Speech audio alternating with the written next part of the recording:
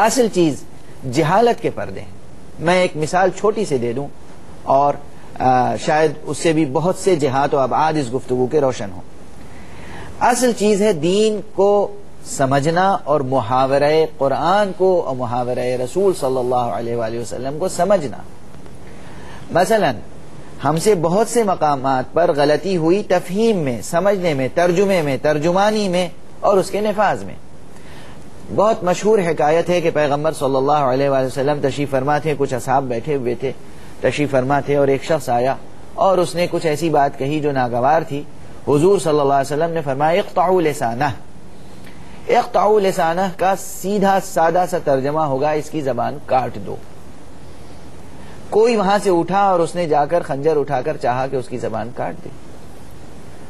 وہاں پر امیر المؤمنین حضرت علی بن ابی طالب علیہ السلام تشریف لائے اور انہوں نے کہا کہ زبان نہ کاٹو، مجھے بات کرنے دو. انہوں نے اس سے گفتگو کی، اس کی حاجت دریافت کی، اس کی حاجت پوری کر دی، وہ خوشی خوشی چلا گیا. دوسرے صحابی نے پیغمبر سے کہا آپ نے کہا تھا کہ زبان کاٹ دو، انہوں نے تو اس کو مالا مال کر دیا.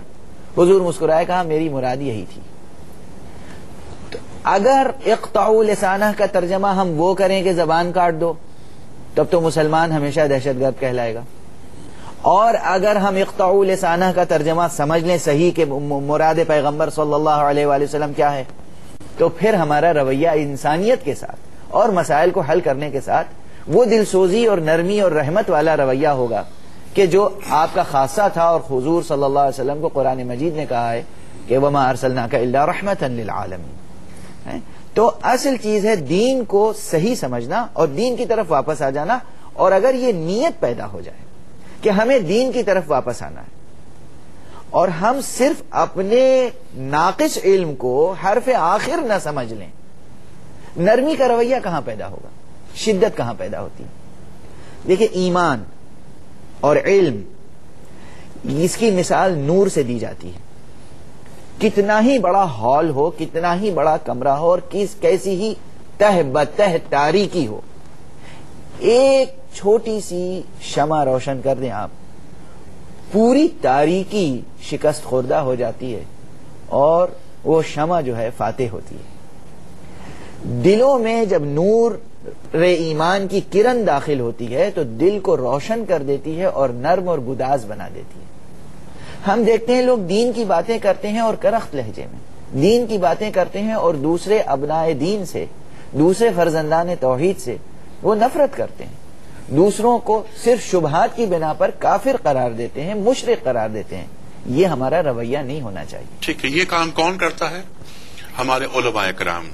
میں معافی چاہتا ہوں، علماء کرام کے لفظ کو جا اور بیجا بہت استعمال کیا گیا ہے، اور میں ابھی عرض کر رہا تھا جب علم دل میں داخل ہوتا ہے تو وہاں نرمی اور گداز پیدا کر دیتا ہے. اگر کہیں سختی نظر آئے تو آپ سمجھ لیں کہ وہاں علم پہنچا نہیں ہے یا اچھی طرح نہیں پہنچا.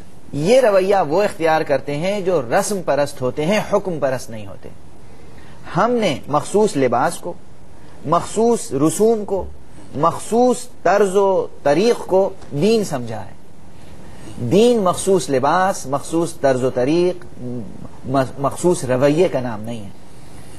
دین ایک جوہری حقیقت ہے، اس میں حرکیت ہے، اس میں لوچ ہے، لچک ہے، اور ہمیں ہمیشہ یہ سمجھنا چاہیے ہر ایک کو بے دین یا بد دین قرار دینے کا جو رویہ ہے وہ خطرناک ہے. کفر سازی نہیں، کفر سازی کا رویہ خطرناک ہے.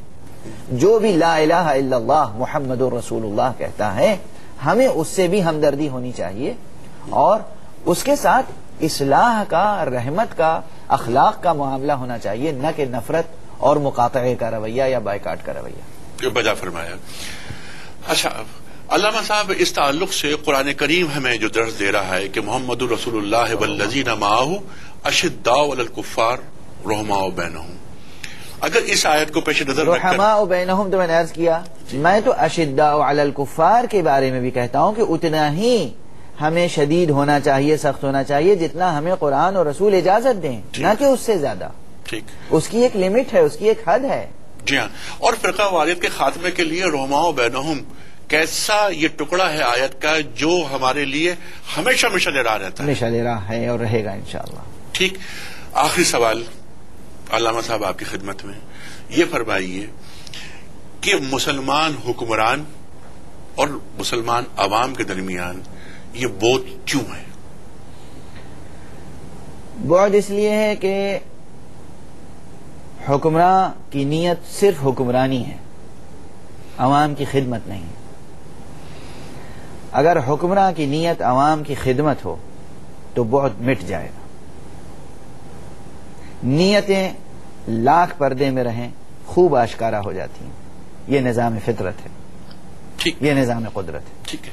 اچھا، مسلم دنیا کی اکثریت دیکھا یہ گیا ہے کہ بہت زیادہ پرو مغرب ہے، تو کیا موجودہ حالت و واقعات کے تناظر میں مسلمان حکمرانوں کو یا مسلمان امت کو مغرب زدہ ہونا چاہیے؟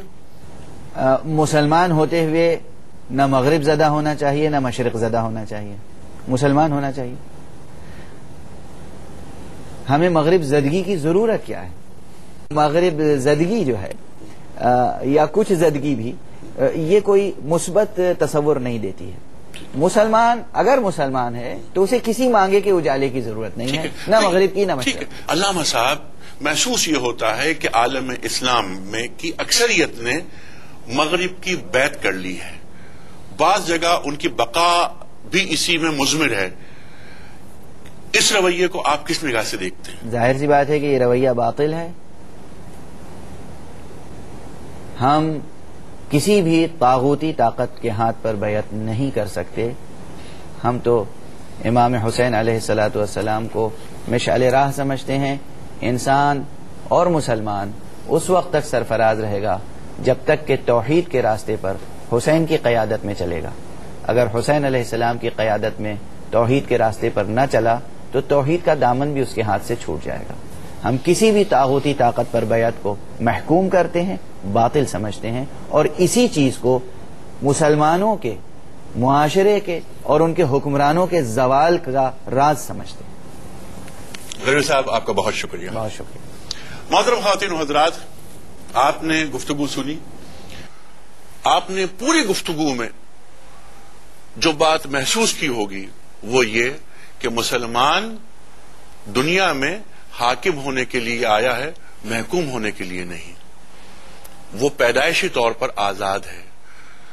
خواتین و حضرات، غربی صاحب نے یہ فرمایا کہ ہم اپنا رشتہ قرآن کریم سے اور رسول کریم صلی اللہ علیہ وآلہ وسلم سے جوڑ لیں تو آنے والا کل ہمارا ہے. غربی صاحب نے یہ بھی فرمایا کہ ہمارے پاس عہد کے مسائل کا حل موجود ہے، لیکن اس کے نفاذ کی صورت ابھی نہیں آئی. ہم اس دن کے منتظر ہیں کہ جب دنیا کے تمام مسائل کا حل عملی شکل میں عالم اسلام پیش کرے.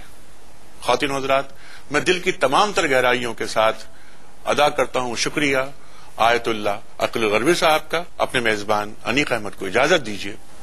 خدا حافظ.